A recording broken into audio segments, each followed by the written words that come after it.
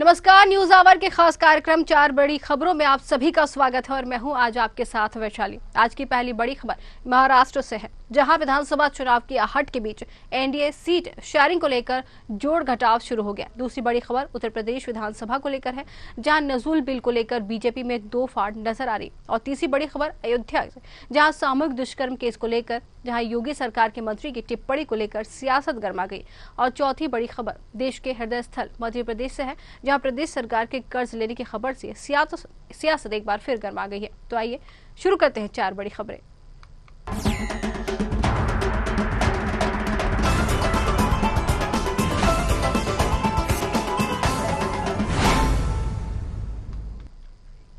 महाराष्ट्र, हरियाणा, झारखंड के साथ केंद्र शासित प्रदेश जम्मू कश्मीर में विधानसभा चुनाव होना है। इसे लेकर चुनाव आयोग के साथ राजनीतिक पार्टियों ने भी अपनी तैयारियां तेज कर दी हैं। हम बात कर रहे हैं महाराष्ट्र विधानसभा चुनाव की, जहां एनडीए ने सीट बंटवारे की कवायद भी शुरू कर दी है। एनडीए गठबंधन के 3 प्रमुख दल हैं, बीजेपी, एनसीपी, अजित गुट और शिवसेना शिंदे गुट ने कितनी सीट मिलेगी, कितनी संख्या होगी, इससे पहले जो सीट शेयरिंग को लेकर फॉर्मूला तय किया गया। बताया जा रहा है कि एनडीए में अभी इसी फॉर्मूले के आधार पर विधानसभा चुनाव में 3 दल जिलेवार अपने लिए सीटों का बंटवारा करेंगे। महाराष्ट्र विधानसभा चुनाव से पहले एनडीए में पहली बार सीट बंटवारे का फॉर्मूला सामने आया है। महाराष्ट्र के डिप्टी सीएम अजित पवार ने बताया कि बंटवारे का फॉर्मूला सीट के अनुसार तय किया गया है। जिन सीटों पर जिस दल के पास चुनाव में जीत हासिल करने वाले उम्मीदवार होंगे, वे सीट संबंधी दल को मिलेगी। अजित पवार ने बताया कि जिताऊ फॉर्मूला ही मौजूदा सीटों पर भी लागू माना जाएगा। जिन सीट पर किसी दल के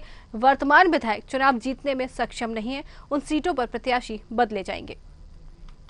और चलिए इसी पर ज्यादा जानकारी लेंगे। हमारे साथ आलोक सोती, राजनीतिक जो विशेषज्ञ जुड़ गए हैं। आलोक जी, आपका बहुत बहुत स्वागत है। आलोक जी, जिस तरीके से एनडीए की अगर बात करें तो सीट बंटवारे की जो कवायद यहाँ पर शुरू की गई है, जानना चाहेंगे कि जो सीट शेयरिंग का फॉर्मूला है क्या है वो? देखिए, वैशाली जी बिल्कुल ठीक कह रही हैं। जिस तरीके से लोकसभा के परिणाम आए थे उसमें देखा था महाराष्ट्र में एनडीए को बहुत ही नुकसान हुआ था और उत्तर प्रदेश में भी बहुत नुकसान हुआ था।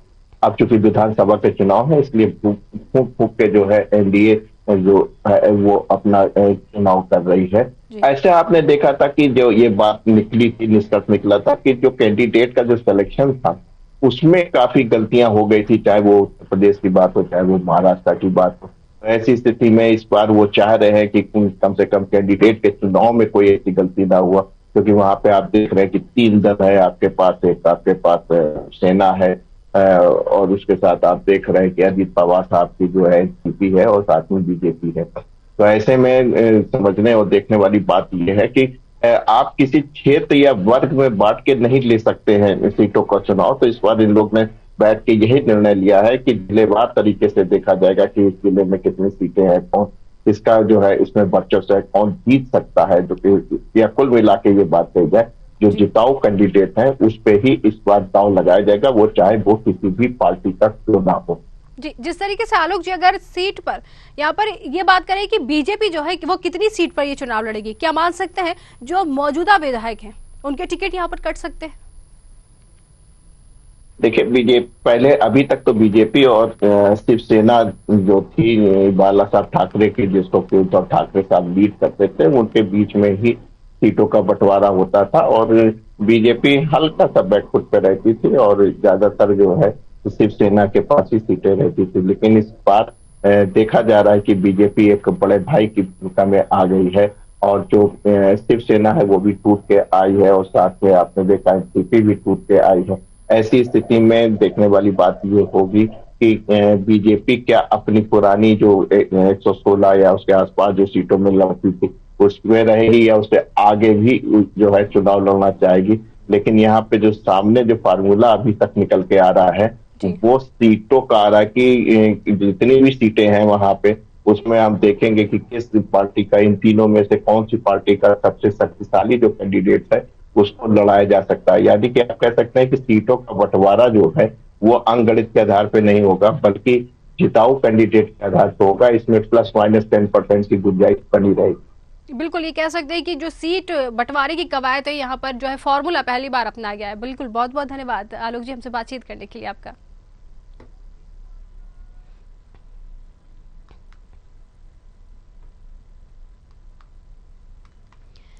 उत्तर प्रदेश में नजुल बिल को लेकर बीजेपी में दो फाड़ नजर आ रहे हैं। संजय निषाद हो या फिर अनुप्रिया पटेल, दोनों ने एक बार फिर यूपी की बेलगाम नौकरशाही पर हमला किया। सीएम योगी आदित्यनाथ का नाम नहीं लिया, लेकिन निशाने पर योगी आदित्यनाथ ही हैं। ऐसे में सवाल उठता है कि बिल में इतनी गड़बड़ी थी तो उसे विधान परिषद में पेश क्यों किया गया है। अब नजुल संपत्ति विधेयक को लेकर यूपी में सियासी घमासान मच गया है। सत्ताधारी पार्टी बीजेपी में ही कई नेता इसका विरोध कर रहे हैं। बीजेपी के सहयोगी दलों ने भी विधेयक का विरोध शुरू किया है और ऐसे में विधानसभा से पारित नजुल संपत्ति विधेयक पर विधान परिषद में रोक दिया गया है और इसे प्रवर समिति को भेजा गया है। लेकिन इस पर सियासत आखिर क्यों हो रही है, ये भी जानना जरूरी है। चलिए इसी पर ज्यादा जानकारी लेंगे। हमारे साथ हमारे संवाददाता अनूप मिश्रा जो है वो जुड़ गए हैं। अनूप, जिस तरीके से अगर बात करें कि यूपी में नजुल बिल पर सियासत अब जो है शुरू हो गई है, क्या कहेंगे इसको लेकर? जी बिल्कुल, हम आपको बता दें कि जिस तरीके से उत्तर प्रदेश विधानमंडल का जो सदन चला विधानसभा का, इस सदन में जो नजुल विधेयक बिल को लेकर के बीजेपी आई, बीजेपी ने इसको विधानसभा में पास किया, विधानसभा में पेश किया। इसके बाद आपको बता दें लगातार जो है बीजेपी को कहीं न कहीं अपने खेमे में विरोध का स्वर देखने को मिल रहा है। सबसे पहले आपको बता दें कि जो बीजेपी के सहयोगी दल हैं, संजय निषाद, अनुप्रिया पटेल, उन्होंने इस बिल का विरोध किया। वहीं आपको बता दें जनसत्ता पार्टी के जो सत्ताधार नेता हैं राजा भैया, रघुराज सिंह उर्फ राजा भैया, उन्होंने यहाँ तक कह दिया कि इस विधेयक के आने से एक क्रांति आ जाएगी, लोग सड़कों पर उतर आएंगे। साथ ही भारतीय जनता पार्टी के जो विधायक है प्रयागराज के सिद्धार्थनाथ सिंह, जो पूर्व मंत्री रहे, और हर्षवर्धन वाजपेयी जो वहीं से विधायक आते हैं, उन्होंने भी इस बिल का विरोध किया। ये बिल कहीं न कहीं जनता के हित में नहीं है। तो इस तरीके से देखा जाए तो कहीं न कहीं भारतीय जनता पार्टी को अपने ही खेमे में विरोध का सामना करना पड़ रहा है। वहीं आपको बता दें कि योगी आदित्यनाथ ने इससे अपने पार्टी के लोगों को समझाने का प्रयास जरूर किया, लेकिन कहीं न कहीं सवाल जो उठने लगे और विरोध के सुर और भी प्रखर हो गए। हालांकि इस पूरे जो बिल के विरोध में योगी आदित्यनाथ का नाम स्पष्ट रूप से किसी भी विधायक ने नहीं लिया, लेकिन इसका जो विरोध है वो खुल करके सामने आया है। साथ में जो विपक्ष को मौका मिल गया, विपक्ष ने इस पे अपनी कड़ी प्रतिक्रिया दी।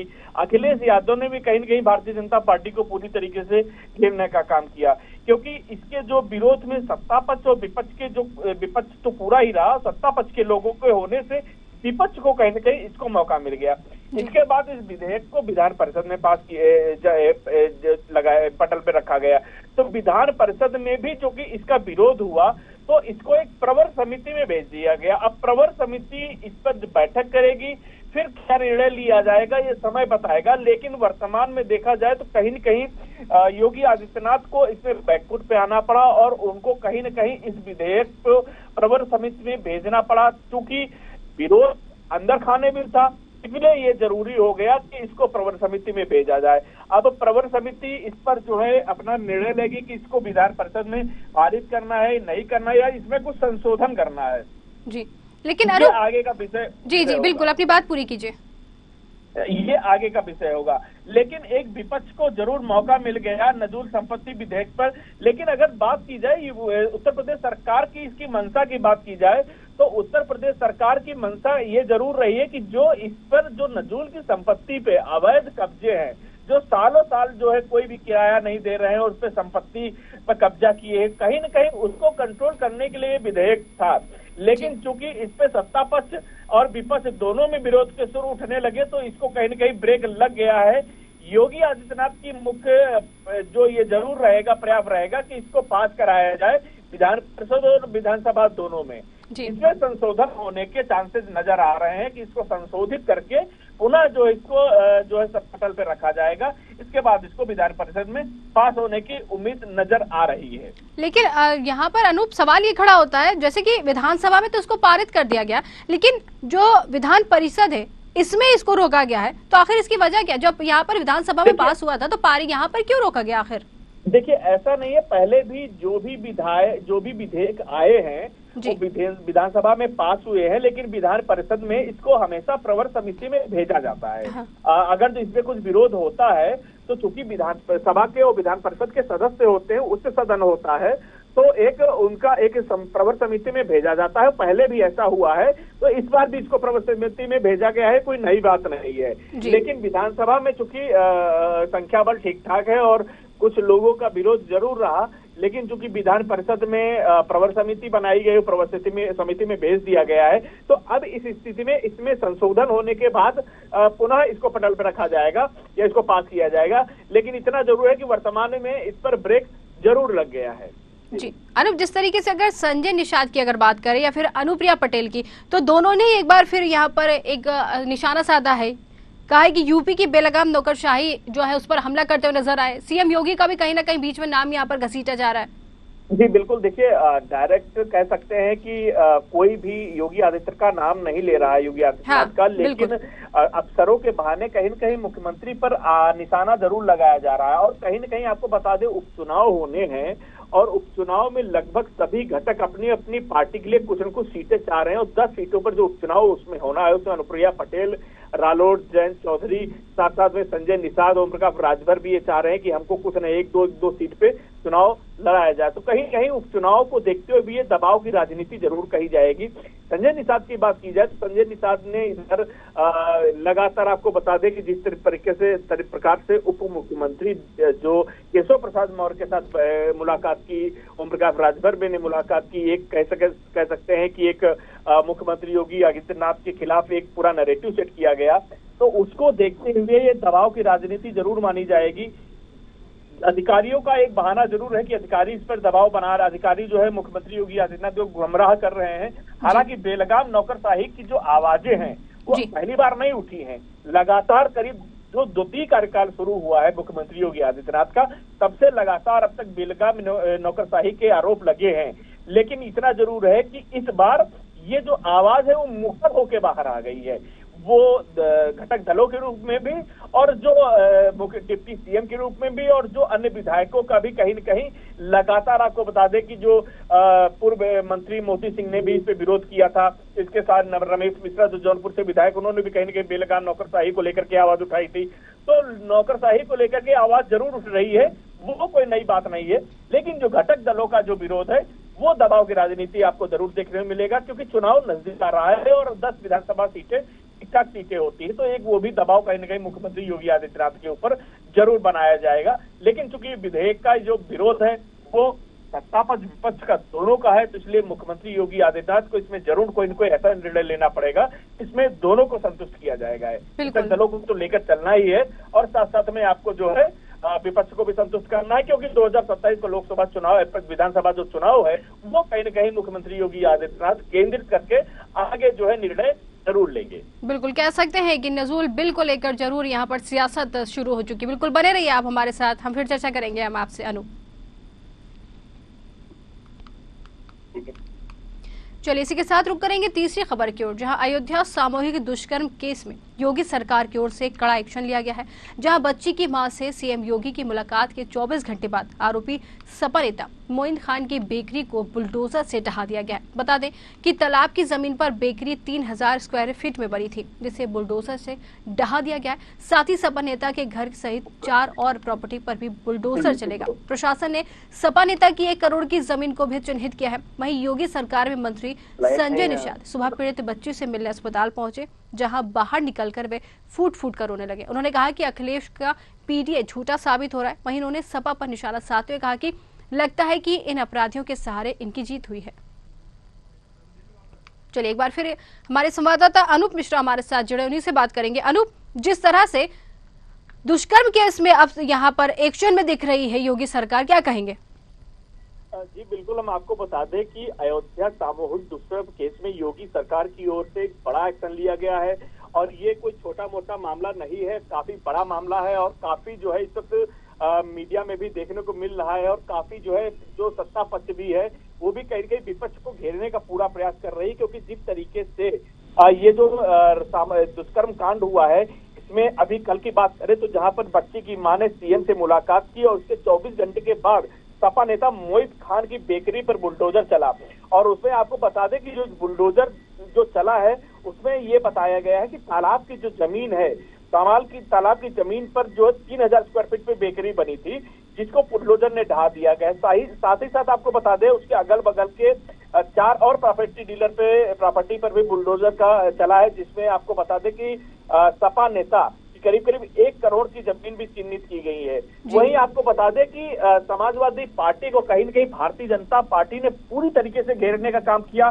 सदन में भी कहीं न कहीं मुख्यमंत्री योगी आदित्यनाथ की तरफ से इस पे आवाज उठाई गई कि जो पार्टी के नेता है वो चूंकि बड़े नेता हैं और नगर के नेता हैं और इनकी जो फोटो है वो जो अवधेश प्रसाद इस वक्त वर्तमान में सांसद जिन्होंने भारतीय जनता पार्टी को हराया है उनके साथ उनकी फोटो काफी वायरल रही है और उनका जिस तरीके से प्रश्रय मिला है वो अपने आप में एक बड़ा महत्वपूर्ण भारतीय जनता पार्टी के लिए फायदेमंद साबित होगा, क्योंकि अभी चुनाव भी उपचुनाव है, मिल्कीपुर विधानसभा है। मिल्कीपुर विधानसभा से ही जो है विधायक के रूप में चुने गए थे अवधेश प्रसाद, और ये वही का मामला होता कहीं न कहीं जो है समाजवादी पार्टी की गले की हड्डी बन गई। वही विपक्ष की बात, सत्ता पक्ष की बात की जाए तो सत्ता पक्ष के जो घटक दल है, जो सहयोगी पार्टी है संजय निषाद चूंकि वहां पर जो रेप पीड़िता है उससे मिलने गए, अस्पताल में मिलने, वहां से वो बाहर निकलकर फुट कर रोए। उन्होंने कहा कि अखिलेश यादव का जो पीडीए झूठा साबित हो रहा है, वो जनता को गुमराह कर रहे हैं, उनमें केवल जो समाजवादी पार्टी की यादव लोग हैं केवल उनकी सुनी जाती है, बाकी जो गैर यादव ओबीसी हैं उनको प्रताड़ना साबित मिल रही है। तो आपको ये बता दें तो ये जो पिछड़े वर्ग में यादव गैर यादव की भी लड़ाई, जिसमें यादव वर्सेस गैर यादव में अन्य पिछड़ा दल जो समाज के लोग आते हैं और वो जो पिछड़ा वर्ग के समाज के लोग आते हैं उनमें भी कहीं न कहीं जो बंटवारा नजर आ रहा है, क्योंकि संजय निषाद पार्टी समाज से आते हैं और निषाद समाज की ही जो लड़की है जिसके साथ रेप हुआ है, तो ये कहीं न कहीं जो है अपने आप में बड़ा राजनीतिक मुद्दा बनता हुआ भविष्य में नजर आ रहा है। वहीं समाजवादी पार्टी ने भी इस पर अपना जो है कह सकते हैं स्पष्टीकरण दिया है कि ये जो घटना हुई है इसमें जो भी संबंधित हैं उनके ऊपर एफआईआर की जाएगी, उनको सजा जरूर मिलेगी। लेकिन सबसे बड़ी बात है अभी तक अखिलेश यादव का इस पर कोई भी बयान नहीं आया है। अवधेश प्रसाद उस लड़की से मिलने भी गए थे, उसके परिवार से भी मिलने गए थे, लेकिन कहीं न कहीं जो है समाजवादी पार्टी इसमें बैकफुट पर नजर आ रही है। वहीं भारतीय जनता पार्टी की जो इसमें जो काफी मुखर हो रही है, उत्तर प्रदेश के मुख्यमंत्री योगी आदित्यनाथ एक्शन के मूड में है और उनका जो एक्शन बुलडोजर के रूप में नजर आ रहा है, और कहीं न कहीं जो ये समाजवादी पार्टी के जो नेता हैं इनकी जितनी भी संपत्तियां अवैध संपत्तियां उन सब की जांच शुरू हो गई है। बिल्कुल, लेकिन कह सकते हैं अनूप, जिस तरीके से अगर बात करें कैबिनेट मंत्री की, मिले थे, बच्ची के परिजनों से भी मिले थे, उनसे बातचीत भी हुई है और यहाँ पर उन्होंने सपा जो है उसके ऊपर आरोप भी लगाया। साथ ही साथ उन्होंने कहा है कि क्या इन्हीं के सहारे इनकी जीत हुई है, इस तरीके की बात भी उन्होंने कही है। जी बिल्कुल, देखिए क्योंकि आपको बता दें इस पूरे चुनाव में अयोध्या की बात की जाए तो अयोध्या बिल्कुल एक कह सकते हैं कि हॉट पोजीशन पर आज जिस तरीके से भारतीय जनता पार्टी को इसमें नुकसान उठाना पड़ा, इस तरीके से अवधेश प्रसाद को इसमें काफी जो है लीड मिली और वो सांसद चुने गए। लेकिन भारतीय जनता पार्टी अब इसमें कहीं न कहीं जो है उसको एक मौका मिल गया है और जो आरोप प्रत्यारोप का दौर शुरू हुआ है लगातार अखिलेश मुख्यमंत्री योगी आदित्यनाथ उन पे ये कह रहे हैं कि ये जो इनकी समाजवादी पार्टी के जो तुष्टीकरण की राजनीति है, एक मुस्लिम नेता है जो जिन्होंने रेप किया है और काफी पहले से इनका चल रहा था, उसको धमकाने का भी प्रयास किया है कि अगर जो आप जो है केस वापस नहीं लेते तो हम आपके पूरे परिवार को खत्म कर दें, ऐसी भी सूचना मिल रही है।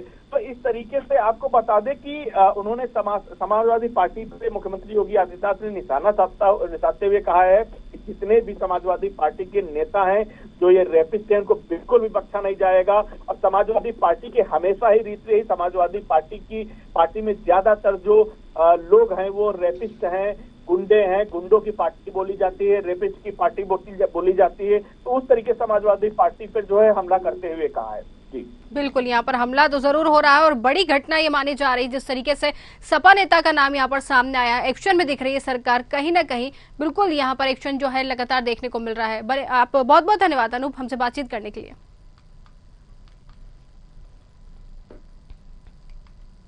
चलिए चौथी और आखिरी खबर की रुख करेंगे, जहां लोकसभा चुनाव के बाद प्रदेश सरकार 2 चरणों में 5,000 करोड़ का अतिरिक्त कर्ज लेने जा रही है। जहां ये कर्ज 2 किश्तों में लिया जाएगा। बता दें कि वर्तमान में सरकार के ऊपर 3.75 लाख करोड़ रुपए का कर्ज है। पहला कर्ज 2,500 करोड़ रुपए का 11 साल के लिए लिया जाएगा, जबकि 2,500 करोड़ रुपए का ही दूसरा कर्ज 21 साल के लिए लिया जाएगा। प्रदेश सरकार के ऊपर 31 मार्च 2024 की स्थिति में 3,75,000 करोड़ रुपए से अधिक का जो है ऋण पहले से ही है और राजकोषीय उत्तरदायित्व एवं बजट प्रबंधन अधिनियम के प्रावधान के अनुसार सरकार राज्य सकल घरेलू उत्पाद का 3% तक ऋण जो है ले सकती है, जबकि पिछले वर्ष 2023 और 24 में मध्य प्रदेश सरकार ने 55,708 रुपए का कर्ज लिया था। चलिए इसी पर आज हम बातचीत करेंगे। हमारे साथ रमेश शर्मा जो है वरिष्ठ पत्रकार हमारे साथ जुड़ गए। रमेश जी, आपका बहुत बहुत स्वागत है। रमेश जी, जिस तरीके से लाडली बहना की अगर योजना की बात करें तो क्या ये सरकार पर भारी पड़ रही योजना, जिस तरीके से कर्ज यहाँ पर सरकार को लेना पड़ रहा है? देखिए, कुल मिलाकर के योजना बिल्कुल भारी नहीं पड़ रही है। सरकार कर्जे में चल रही है पिछले 15 साल से, तो कुल मिलाकर के कर्जा लिया ही जा रहा है और कर्ज लेकर के ही ये सरकार चल रही है। और क्योंकि जो सरकार के अपने खर्च हैं वो कर्ज के आधार पर ही होते हैं। लाडली बहना योजना अगर लागू हुई है, उस पर थोड़ा सा अतिरिक्त खर्च हुआ तो राज्य का, मध्य प्रदेश सरकार का रेवेन्यू भी बढ़ा हुआ। तो मैं समझता हूँ ये जो कर्ज अगर लाडली बहना योजना पर वो पैसा ना भी खर्च करते, 250 रुपए महीने ना भी देते, तब भी ये कर्ज तो उनको लेना ही पड़ता। जब ये लाडली बहना योजना नहीं थी तब भी तो सरकारें कर्ज ले रही थी। सरकार तो पिछले 15 साल से कर्ज नहीं चल रही। तो ये जो कर्ज लिया जा रहा है ये कोई नई बात नहीं है, जिस सरकार के दैनंदिन काम को निपटाने के लिए लिया जा रहा है। जी, लेकिन रमेश जी, जब अगर बात करें कमलनाथ की जब सरकार थी तब बीजेपी आरोप लगा रही थी कि कमलनाथ की सरकार ने जो है मध्य प्रदेश को कर्ज में डुबो दिया है, क्या कहेंगे? नहीं, निश्चित रूप से जो भी पार्टी विपक्ष में होती है वो सरकार पर कर्जे का ही आरोप लगाती है। पहले जब सुंदरलाल पटवा जी की सरकार थी ये 90 में, और उन्होंने वो जो किसान ऋण मुक्ति 10,000 तक के ऋण माफ किए तब कर्ज दिया था, तब कांग्रेस ने आरोप लगाए थे। फिर जब कांग्रेस दिग्विजय सिंह सरकार आ गई थी वो 5,000 करोड़ का कर्जा बढ़कर के लगभग 35,000 करोड़ तक पहुंच गया था, तब भाजपा आरोप लगाती थी। फिर भाजपा सरकार में आई तो फिर कांग्रेस आरोप लगाती थी, फिर कांग्रेस सरकार पहुंची तो भाजपा आरोप लगाती थी। ये आरोप प्रत्यारोप का तो जिस तरीके से हॉकी में पाले बदल जाते हैं हाफ टाइम के बाद, और जो जिस पाले में होता है वो दूसरे में खेलता है, तो ये जो आरोप प्रत्यारोप आप देख लीजिए, विपक्ष में जो भी पार्टी होती है वो सरकार पर ऐसे ही आरोप लगाती है। तो पहले कमलनाथ के समय भाजपा लगा रही थी, भाजपा के समय कांग्रेस लगा रही है। जी बिल्कुल, कह सकते हैं कि यहाँ पर आरोप प्रत्यारोप का दौर तो लगातार चलता रहेगा। लेकिन अगर बात करें तो पहले कर्ज की अगर बात करें तो 11 साल के लिए लिया जा रहा है और दूसरा 21 साल के लिए लिया जा रहा है। तो ये अतिरिक्त जो कर्ज सरकार की तरफ से लिया जा रहा है, क्या ये मान सकते हैं कि और जो योजनाएं चलेंगी तो उस पर और कर्ज जो है सरकार को लेना पड़ सकता है? निश्चित रूप से अभी जिस तरीके से विकास की योजनाओं को मुख्यमंत्री जी ने घोषित किया है, निश्चित रूप से वो योजनाएं अच्छी हैं। जिस तरीके से उन्होंने खासतौर से स्टार्टअप के लिए और जो स्थानीय जो उद्योग है उसके लिए और जिलों की हर एक वो जो सड़क, गांव को सड़क से जोड़ने के लिए वो जो योजनाएं हैं उसमें निश्चित रूप से पैसा लगेगा और इस पैसे की पूर्ति कर्जे से ही होगी। और ये लंबी अवधि के लिए जो कर्जा लिया जा रहा है ये सोच करके लिया जा रहा है कि यदि ये जो आत्मनिर्भरता की योजनाएं बन रही हैं और जो स्थानीय जो क्षेत्रीय इन्वेस्टमेंट बढ़ रहा है तो क्षेत्रीय इन्वेस्टमेंट से जो रिटर्न आएगा वो संभवतः थोड़ा उसमें टाइम लगेगा और उस आधार पर एक लंबी अवधि का जो कर्जा लिया जा रहा है ताकि उस आधार पर जब रिटर्न आए तो उसको समय पर चुकाया जा सके। जी बिल्कुल, कह सकते हैं। जी बहुत बहुत धन्यवाद रमेश जी हमसे बातचीत करने के लिए।